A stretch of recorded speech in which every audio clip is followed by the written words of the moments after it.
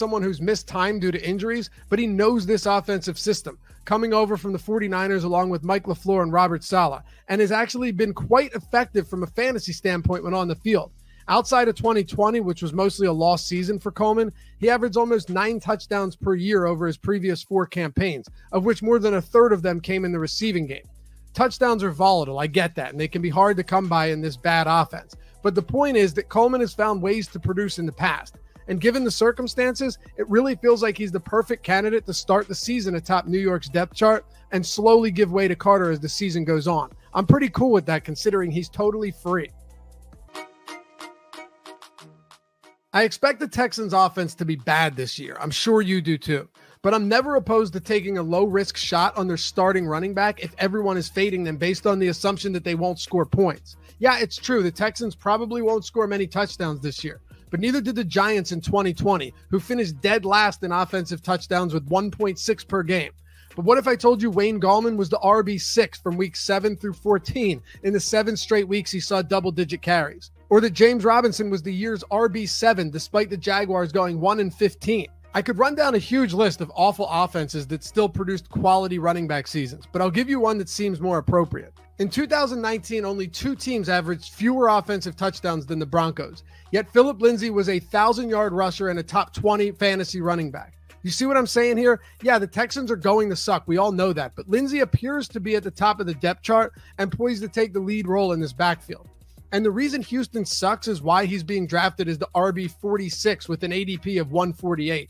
That means there are over a dozen backups being drafted ahead of Lindsay. And sure, David Johnson could be the third down back, which would actually be pretty useful on a team that's playing from behind so often, but he's clearly fallen out of favor in Houston. And it's not out of the question to assume Lindsay becomes the 3-down back sooner than later.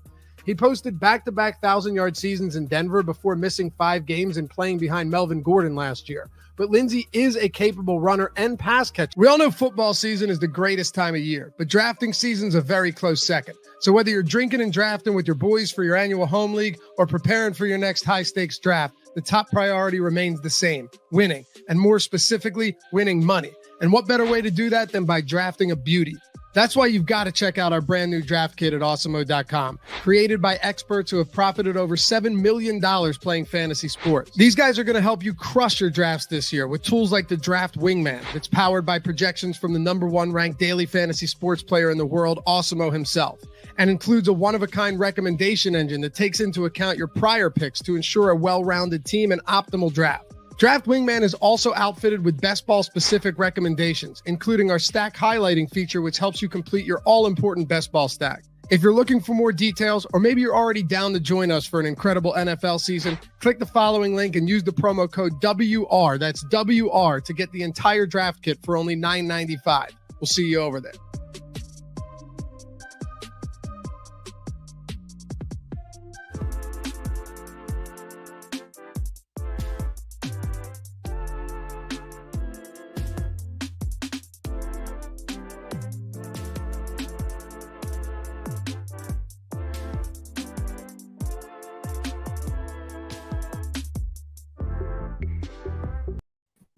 Welcome to the Awesemo NASCAR Strategy Shows. We get you ready for tomorrow's Cookout Southern 500. Of course, I am Jason. As always, I'm joined by the man I know as Phill, but you know him as Race Sheets. Of course, you got to follow Phill on Twitter at Race Sheets DFS, as we are going to break down everything related to the DFS slate for tomorrow's Cookout Southern 500. Of course, this show is sponsored by Monkey Knife Fight. We'll talk a little about Monkey Knife Fight here later on in the program, talk about some of their more or less plays they have over there at Monkey Knife Fight. We're also brought to you by our brand new sports betting podcast, Betting You. Of course, college football has kicked off. Literally on one of my televisions right now, I've got some college games up on the television, and Ben Ross and Matt Jeske take you through each conference and the best bets on the board on the Betting You podcast. It's available wherever you get your podcasts, such as Apple Podcasts and also on Spotify. But of course, we're here to break this one down for you. Phill, good Saturday afternoon. Great to be talking a little NASCAR DFS with you. So let's talk a little bit about this slate here tomorrow in terms of some of the storylines heading into this race. Right. This is going to be just our second race of the 2021 season that's going to be featuring a basically a return to a track.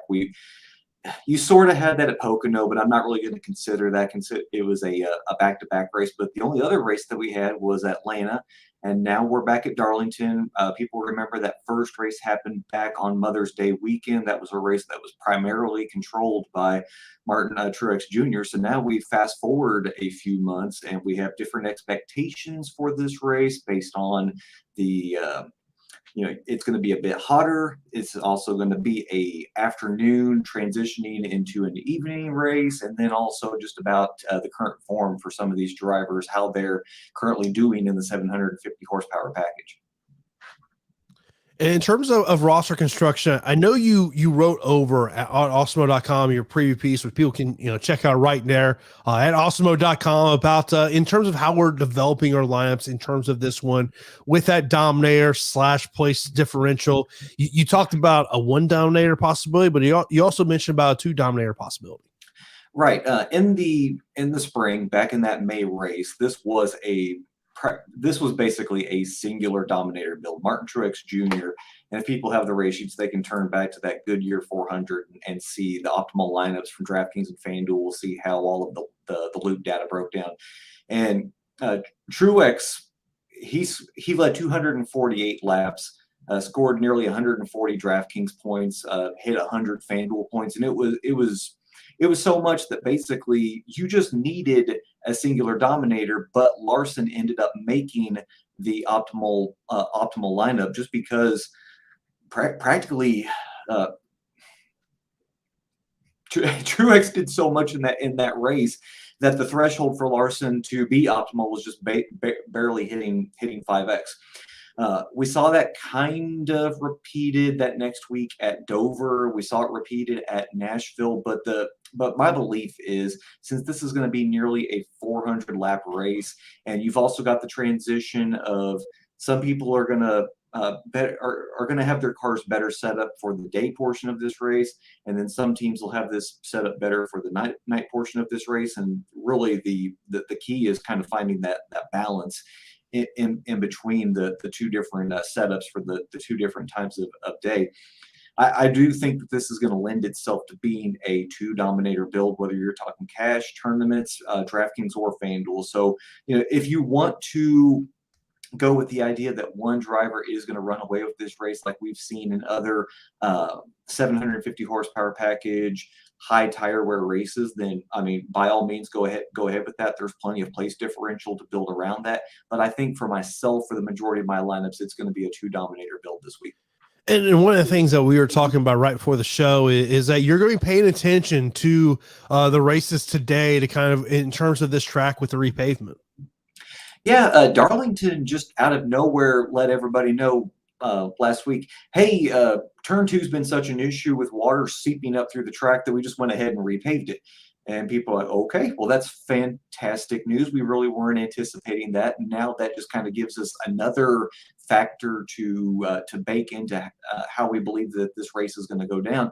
Bob Packrass interviewed a couple of drivers, and they think that, basically, when you introduce new pavement to a track, you are introducing all sorts of new grip to a venue, and you make it harder for drivers to pass. So that was the expectation for drivers like, I believe, Kyle Busch, who thought that, with a whole new strip of pavement in turn 2, that this is going to make it just that much tougher to pass. That makes a lot of sense from just from a pure racing perspective.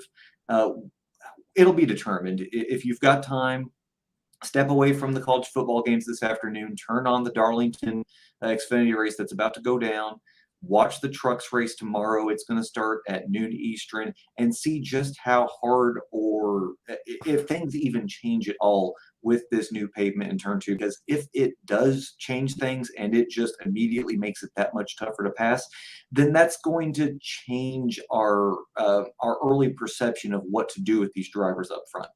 Of course, you are watching the Awesemo NASCAR Strategy Show as we get you ready for tomorrow's Cookout Southern 500. Of course, be sure to give us a thumbs up right here on YouTube. We got a ton of great programming for you each and every day right here at Awesemo. Of course, later on today, we got MLB Live Before Lock. So be sure to hit that subscribe and notification bell so you know when the show is live here on the channel. Of course, if you're not an Awesemo Plus member and you want to get a little access to what is behind the paywall, we do have free premium data and tools today, which is MLB player rankings and MMA fighter rankings. So you can check out that and see what you get, a little insight of what you get when you do become an Awesemo Plus member. These are same tools and data that Alex Awesemo Baker uses to create all of his lineup and all the great DFS players we have here at awesemo.com. But let's get right into the top tier number one. This will be the drivers with a salary of $10K and above. So we've got Kyle Larson, who is starting 6th. He's 11,500 over on DraftKings, 14,000 over on FanDuel. Then you got Kyle Busch, who's starting 12th. He's 11,200 on DraftKings, 13,000 on FanDuel. Mark Truex Jr. starting 10th, 11,000 on DraftKings, 13,500 over on FanDuel. Then we got William Byron starting 14th, 10,700 on DraftKings. He is a flat 11,000 over on FanDuel. Then we got Brad Keselowski starting 16th at 10,400 on DK, 10,200 on FanDuel, and Joey Logano starting 11th at 10,100 on DraftKings and 10,500 on FanDuel. I guess we got to start with Kyle Larson because, he's the chalk play of the day tomorrow. Yeah, he is going to be the feature piece that the majority of people are building their lineups around. And it's true. You go back to that spring race. Larson wasn't as dominant as people would like to think. But you got to remember that this was the very first race that Darlington has seen since, I believe, the 2018 season in the higher horsepower package from 2019, and then those 3 races last year. All of those races were run in the low horsepower, high downforce package. So then they come back to Darlington in a different package, and I think it truly was about just who could nail their setup. And initially, for the first 200 laps, there was a lot of lead lap changing. I believe it changed somewhere around the range of like 19 times through the first 200 laps, and then finally Truex just put a clamp down on the race and set sail and led the final 100 plus laps of that event. So it makes sense that Larson, he started back in the mid-teens. He raced his way up into second. He was catching Truex by the end of that race, but he didn't end up winning. He didn't put down any lap sled. I think he had like maybe 14, 15 fastest laps. But with this being the day into evening race, this is going to, if you're looking at numbers, you're going to look at the fall race last year, and then those races from 2018, 2019. And if you're really specific about packages, then you're going to look at that 2018 race.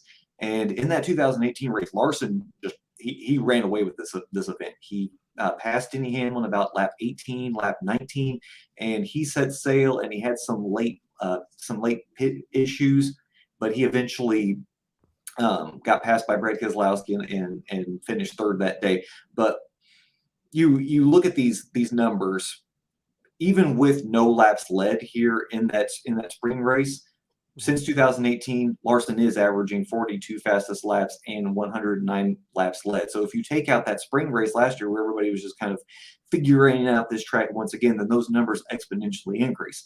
You cross-reference those with numbers from Dover, where he finished second, led the majority of the race, Nashville, where he led the majority of the race and ended up winning, and then New Hampshire. I throw that in there just because it's our most recent race in the 750 horsepower package, but he finished 7th in that event. But still, in those 4 races, 69.5 fastest laps, 131.8 laps led, 126.3 driver rating. The speed is there, the performance is there. We beat this dead horse from week to week, but the races that Larson was really good in the 42 for Chip Ganassi, those have really transferred over this season into races that he just he knocks out of the park. And if he could do that well in the 42 here in previous years, then the expectation is that Larson is probably going to win this race. It doesn't matter the book that you look at. Larson is leading in the outright odds. Yes, it's a steep price, both of these sites, but I think he is well worth paying for 11.5 on DK and 14 on FanDuel. So basically what you're telling me in cash, just lock in Kyle Larson. Yeah. I mean, and I think this is the key, that if you're going to do a single dominator build in tournaments or in cash this week, you've got to build it around Larson, and that's just as simple as that. Are you trying to pair Larson with any other drivers in this tier? Yeah, and it's going to be talky as hell, but Truex, I think Truex really does line up as, and it was something that we wondered about when he got a different crew chief last year about, okay, Truex's mantra, I guess you would say, is that when you have an afternoon into an evening race, that's when his performance really shines through, and that setup is it's nailed perfectly. Multiple wins in that situation. He gets a different crew chief last year, and it still transfers over. In this race last year, Truex led the most laps. He was winning the race when him and Chase Elliott got together. He ended up finishing a lap down, finished that race 22nd. So if not for that weird freak accident, there's a good chance that you're looking at Truex possibly as that winner. If nothing else, probably a top 5 finish at the least. So you've got back-to-back races here for Truex at different packages. You've got the 700, you've got the 550 last year, you've got the 750 this spring. Both races he's led the most laps. Since this Darlington race, his numbers have not been that fantastic, but you remember at Dover, he started on the pole, got some early damage that just killed his arrow, basically had a big gaping hole in his front fender. He ended up finishing that race 19th, was not set up well whatsoever, finishing 22nd at Nashville. And if you'll all remember, at New Hampshire, he was running second when the rain came out. NASCAR should have never let the race start, but he spun out, had some damage, but he was able to race his way back up into 12th. So the recent numbers don't look that good for Truex, but I think this is more about a track feel and also a setup feel for Truex. And in that case, I think that, especially in this range, that Larson and Truex are the two guys that I'm building around. So when we look at the other drivers that are in this tier, so we've got Kyle Busch, William Byron, Brad Keselowski, and Joey Logano. Who is the best in terms of how you're projecting this race to go? I'm going to say Byron.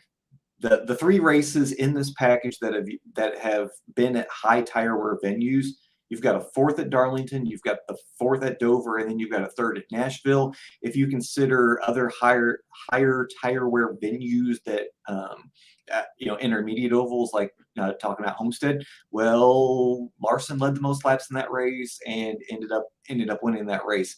I think momentum wise, he's in a really good spot. And the interesting thing is, at that salary at 10.7.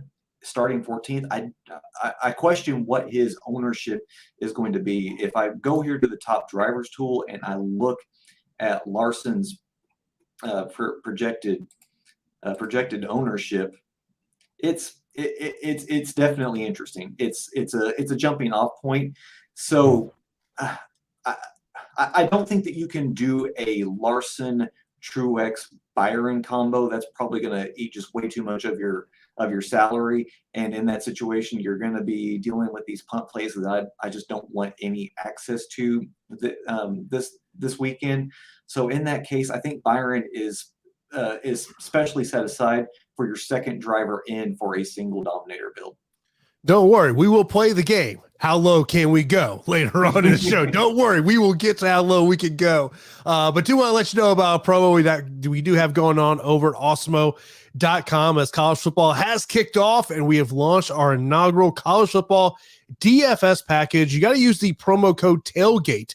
That is TAILGATE to get $10 off your first week of Also Plus college football, which includes player projections, ownership projections, matchup data, and so much more. You can activate this promo right now. Use that promo code TAILGATE. This offer is good through today, so you got to take advantage of that promo today as college football action is in town. Ben and Matt do a tremendous job of putting together everything we have college football wise, so be sure to check those guys out and check out everything we got going on over there at Awesemo.com. So let's move on to the next tier. So this will be the drivers in the 9K an 8K range. So we've got Kevin Harwick starting 9th, Denny Hamlin starting 2nd, Chase Elliott starting 4th, Alex Bowman starting 5th, Christopher Bell starting 13th, Ryan Blaney on the pole, Austin Dillon 21st, Kurt Busch starting 3rd, Tyler Reddick starting 7th. There's a trio of drivers I want to start off with because they're the drivers that they're chalky, just like Kyle Larson's chalky. Denny Hamlin, Chase Elliott, Ryan Blaney. Of course, they're starting 1st, 2nd, and 4th. So obviously people are looking at them as potential dominators. What's your take on these 3 drivers? Yeah, these are all drivers that you should have considerations for as dominator plays. And the nice thing about these guys, you got Hamlin at 95 on DK, you've got Elliott 92, and you've got Blaney all the way down at 85, is that they're the threshold for what you need for them in tournaments to be a viable dominator option. It's not that much, especially Blaney. That $8,500 price tag for a driver that's won 2 straight races. Of course, you're not going to correlate Michigan or Daytona to what's going to happen here at Darlington, but Blaney should probably be a little bit higher. But I have to think that the reason that DraftKings and FanDuel have priced him down is this track history for Blaney here at Darlington. It is not good. We're talking about a driver who typically finishes in the teens. He's got an 8th place finish here in the spring. But the thing that you have to remember is that was a day race. These races are typically afternoon into evening races. And Blaney has these really weird splits where it doesn't matter if it's a short track or it's an intermediate track. When you remove Daytona from the equation, Blaney is typically a 17th through a 20th place driver in these types of venues. So it doesn't matter if you're getting Blaney at a discount. If he's going to follow the path of typical pole sitters here at this track, especially over the last couple of years. And I mean, we've got three out of the last 5 races at Darlington where the pole sitter has led 4 or even 0 laps. So yeah, you've got the situations where in the spring race of 2020, Brett Keselowski started on the pole and led 80 laps. And then last year, our pole sitter, Chase Elliott, led 114 laps. So you have to say, okay, is Blaney going to be one of these guys that just immediately falls off the map, especially with Denny Hamlin starting right next to him? Or is he going to be one of these guys that can take advantage of speed and starting position and just go out and lead a bunch of laps? I'm going to say Blaney's probably going to get passed by Hamlin early, and Hamlin can Hamlin, and this is something to keep in mind, is that Hamlin is racing in that Xfinity Series race today. So whatever that repave is affecting turn 2, Hamlin's going to be well aware of it compared to Blaney. So Hamlin could easily pass Blaney. And then if Blaney's going to lose his typical 14, 15 positions like he does in most Darlington races, then who cares if he's undervalued? It's not going to be worth rostering.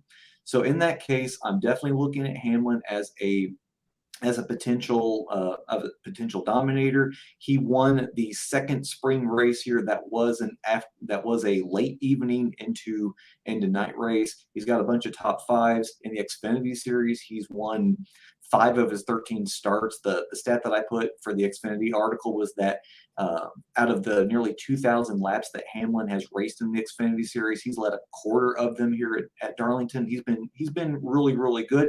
And then you got to look at Elliott, who we talked about should have had a better finish. He finished, if I'm looking at these numbers correctly, in this race last year, he finished 20th, but he got caught up in that issue with Martin Truex Jr.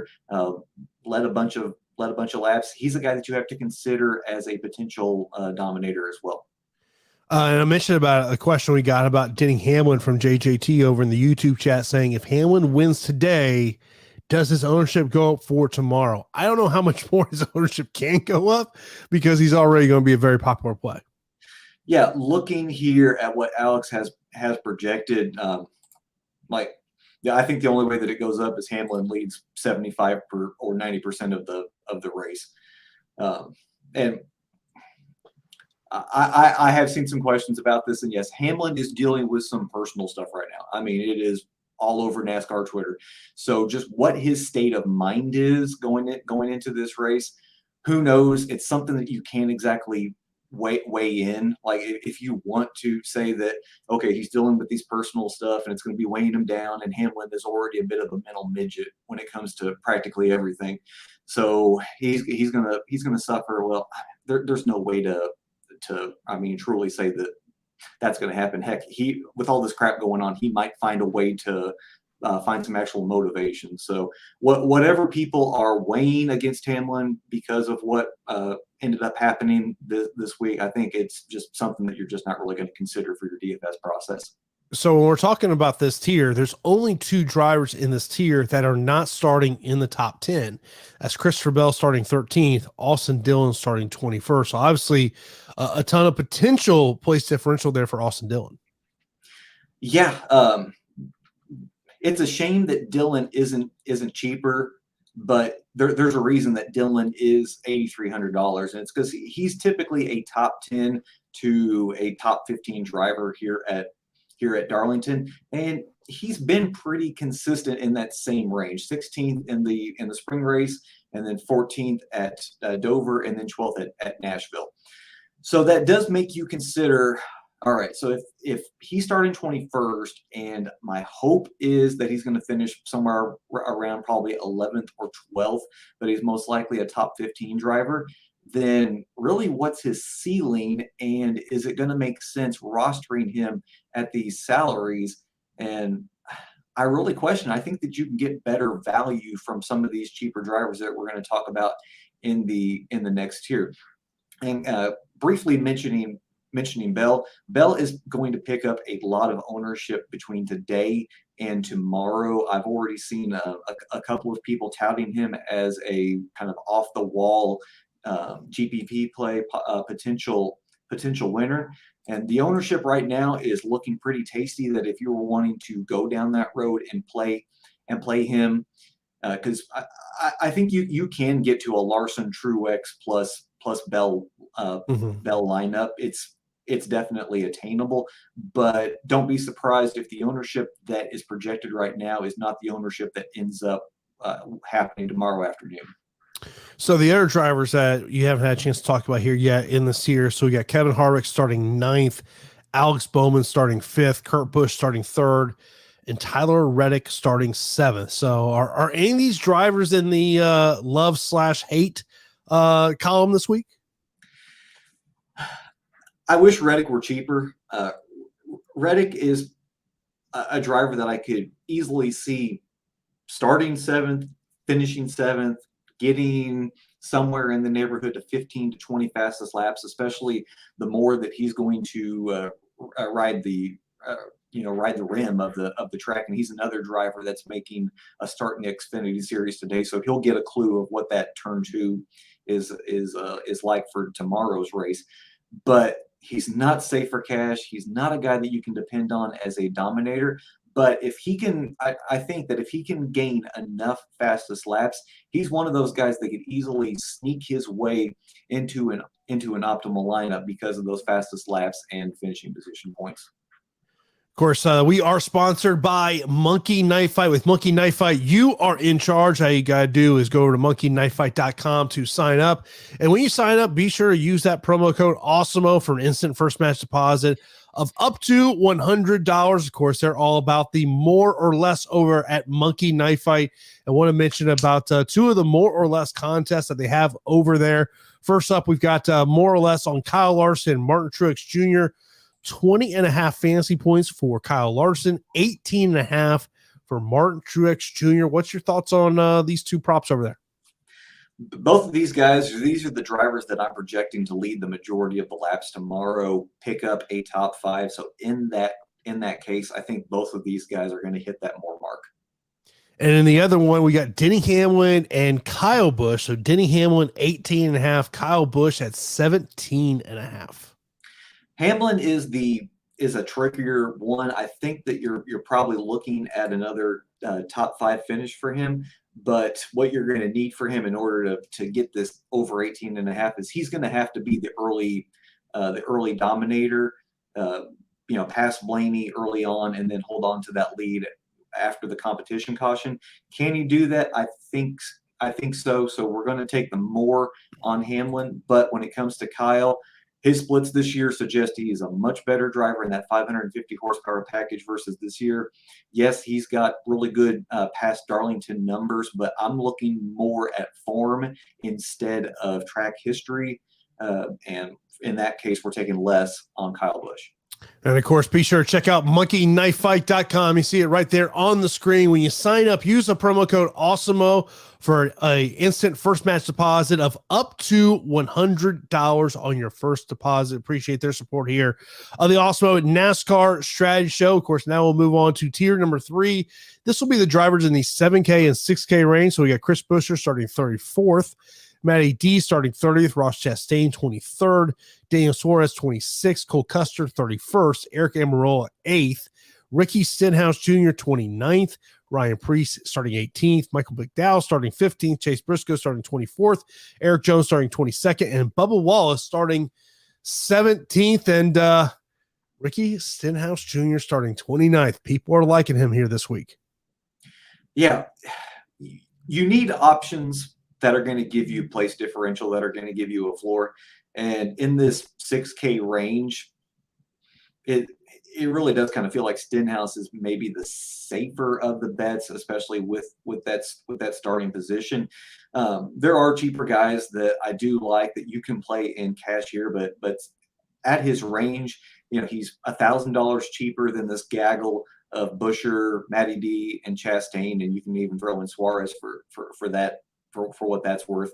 And then, he's got more place differential than Briscoe. So I think that it's gonna merit his chalkiness, but Stenhouse, he gives you floor, and he probably offers you a bit of a ceiling as well at that price tag.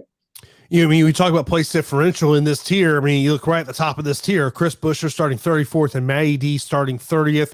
They're also going to be two drivers who are going to be popular because of where they're starting at.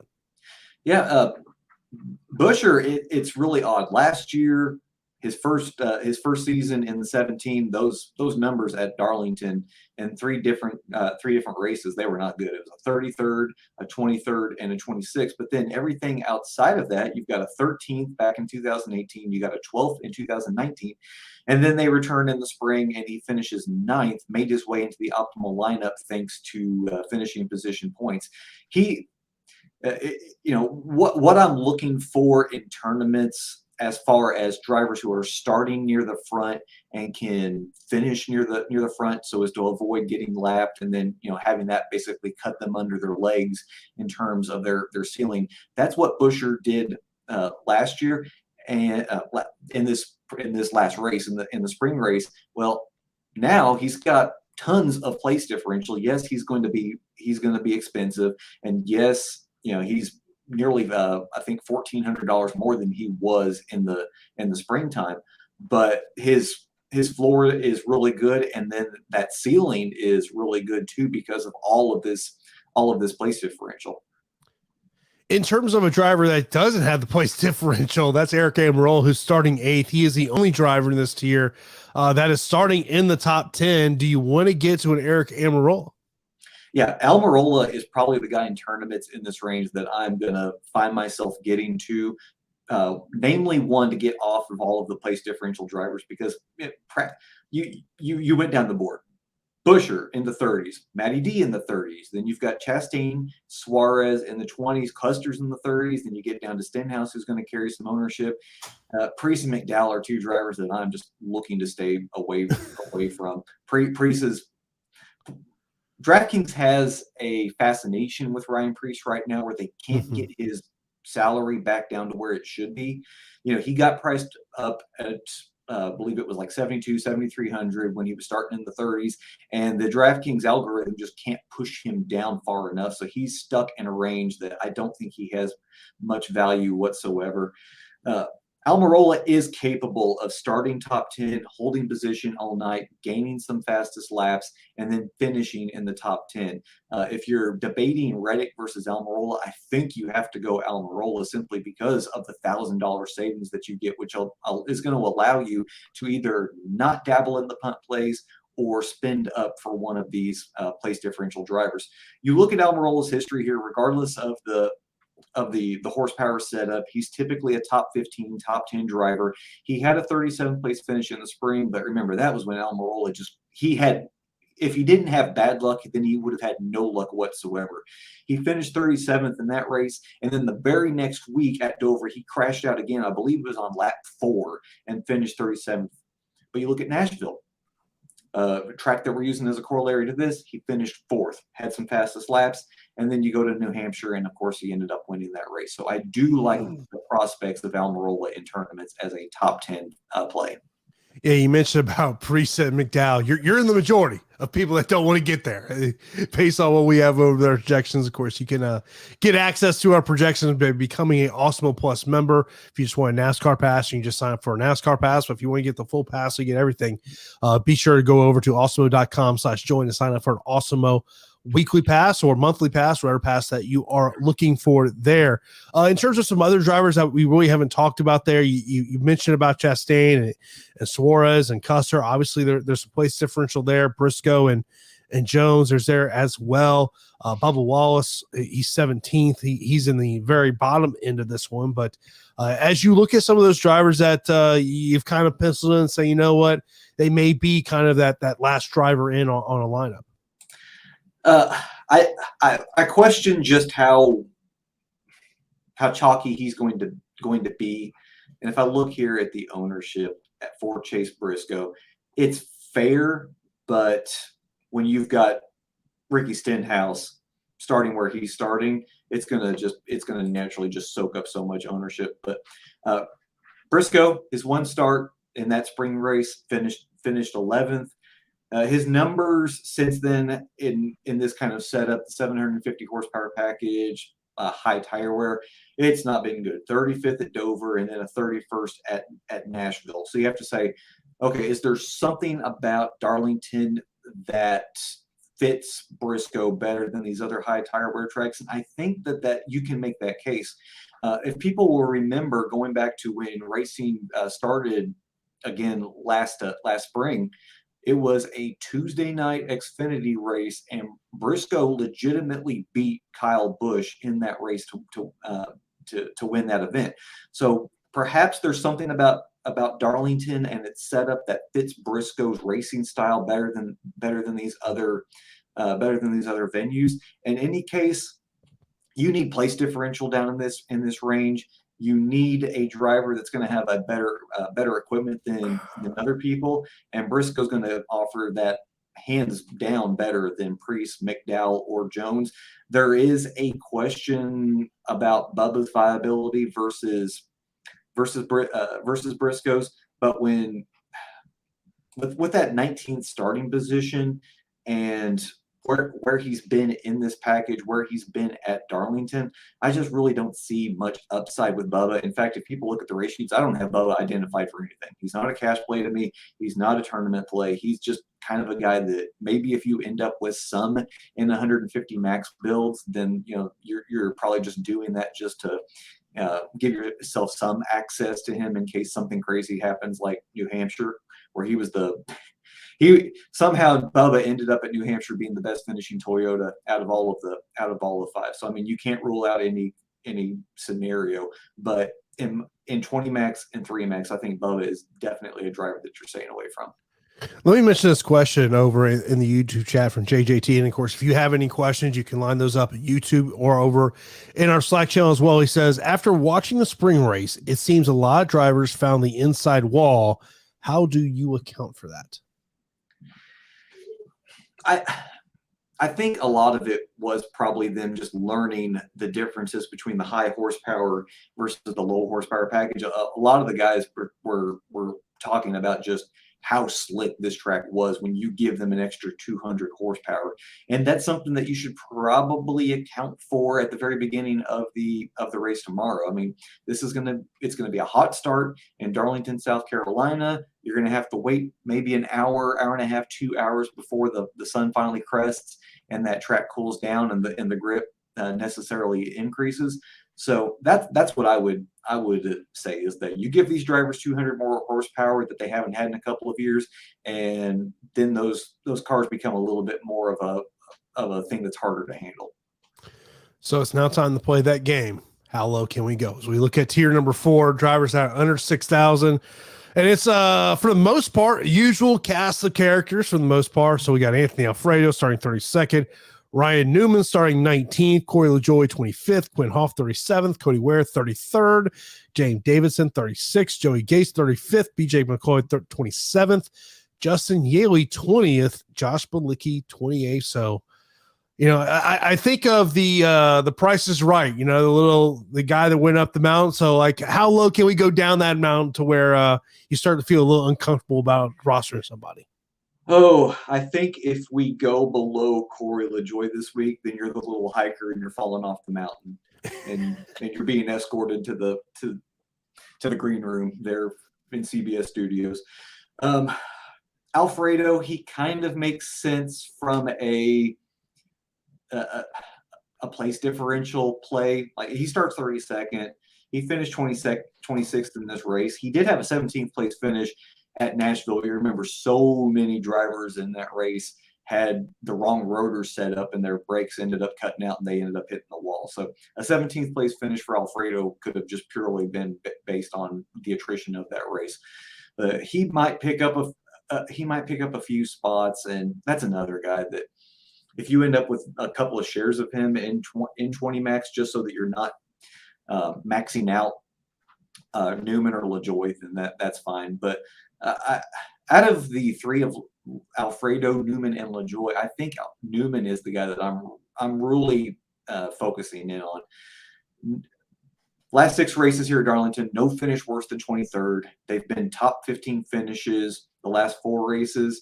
It hasn't mattered the split in the different setup. He finished 10th here in the spring race, and Roush has had their issues in the 750 horsepower package.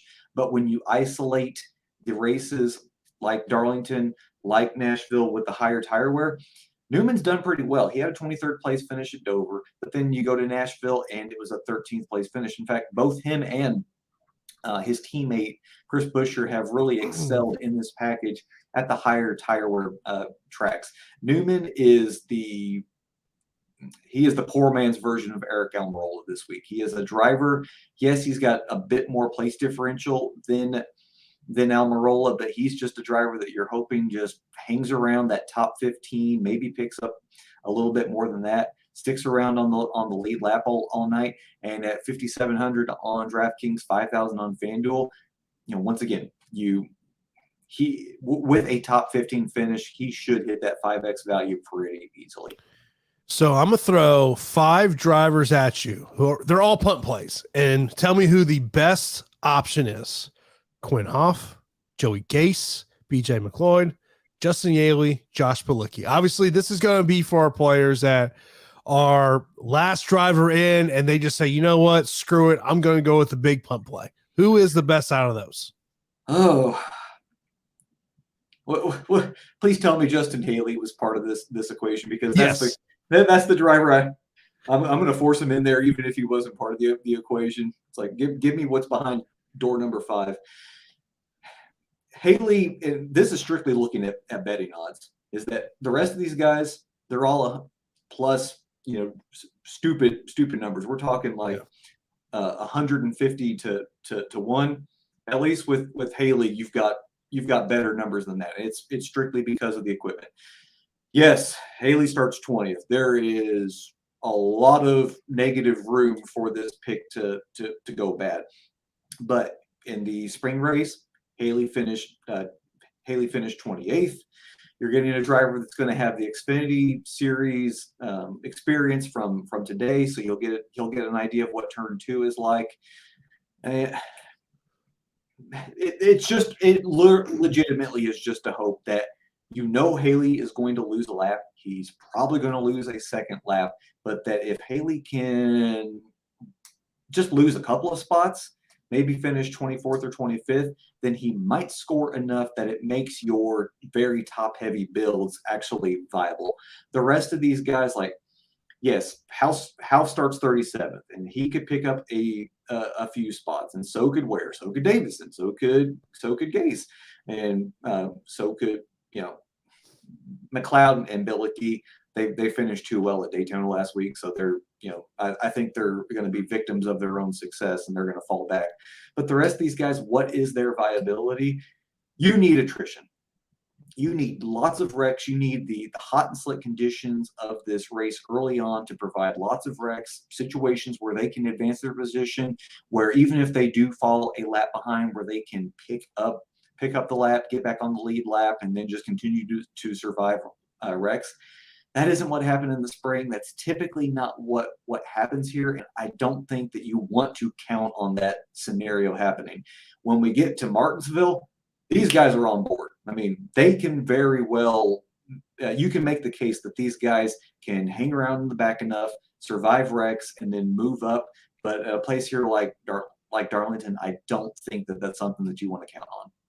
Of course, we're going to get to your question here momentarily, but do want to let you know that the Awesemo Fantasy Football Draft Kit is available for season-long and best ball fantasy leagues. The same projections and tools and analysis that we use for NFL DFS goes into the package, which includes our draft wingman, best ball rankings, and stacking guide, trade value chart, and so much more. You'll also receive up to $35 credit for Underdog and FFPC leagues. You can get this package for 33% off when you use the promo code WR at checkout.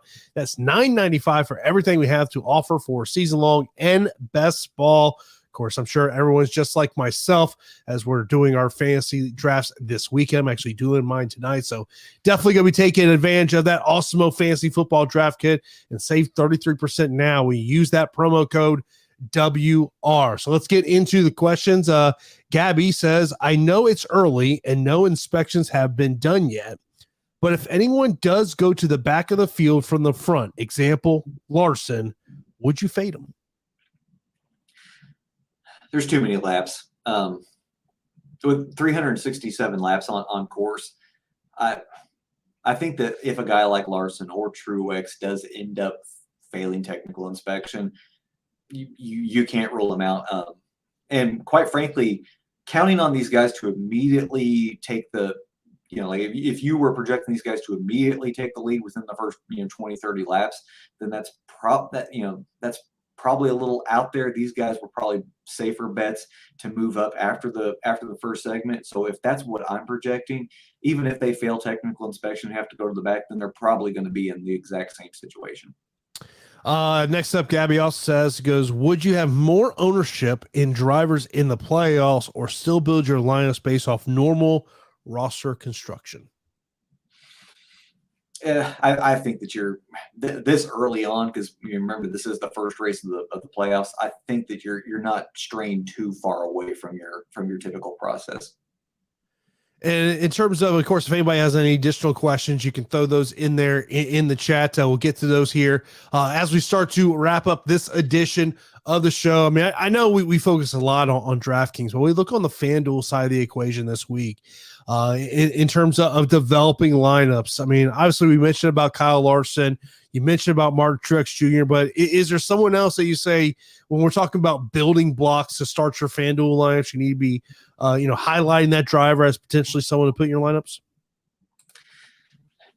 Like we talked about, it's a two dominator build over there, probably doing the same with Larson and Truex. And the lineups that I built this morning, and if people didn't see those, I posted those. God, it was like 3:30 this morning. I posted those exposures for FanDuel. I ended up with a lot of Austin Dillon, and I think that at that price range, like we talked about it on DraftKings, you're going to need probably a top 10 finish for him to be more valuable than the cheaper guys who have more place differential priced right underneath him. But on FanDuel, just the way that the salaries are structured, I did end up with a lot of Austin Dillon, and it's been a few hours since I've looked at those lineups, but my best guess is the reason that I ended up with a lot of Austin Dillon at that salary is because Fantasy Cruncher was giving me probably either a lot of Ryan Newman or Chase Briscoe, as they're both in that 5K range. Yeah, I was just going to do kind of a dummy crunch here to see what crunchers give me. Coming up with a lot of Eric Jones. Eric That Jones, must be on DraftKings. Yeah. And Jones, Lord, when he was in JGR equipment, he was really good here. He had a win back in 2019. He was typically a top 10 driver, and in fact, the only finish since 2018 where he hasn't finished in the top 10 was this year in that car for Richard Petty.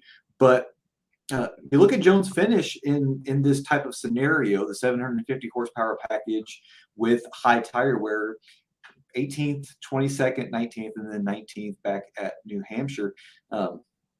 Jones could easily be a pivot swap off of Briscoe if Briscoe starts picking up ownership based off of just, people not wanting to dip down too far, but Briscoe being a salary saving option, and Jones could become that nice little pivot here in tournaments.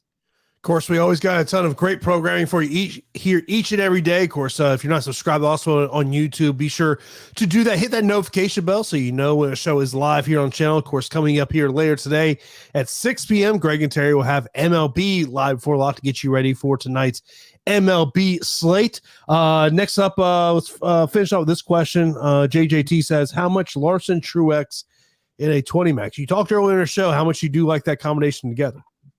Yeah. What I was looking at this morning with my DraftKings builds is I set a cap of about 60% on all drivers.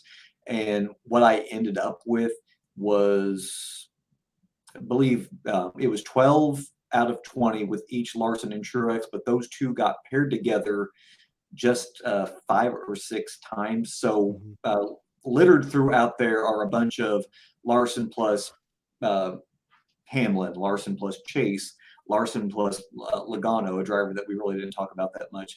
Larson plus Blaney on the chance that he's able to hold position and reverse his trends here at this track. So I do think that it makes a lot of sense to have them as your highest owned drivers, but don't just slam them together in every single one of them.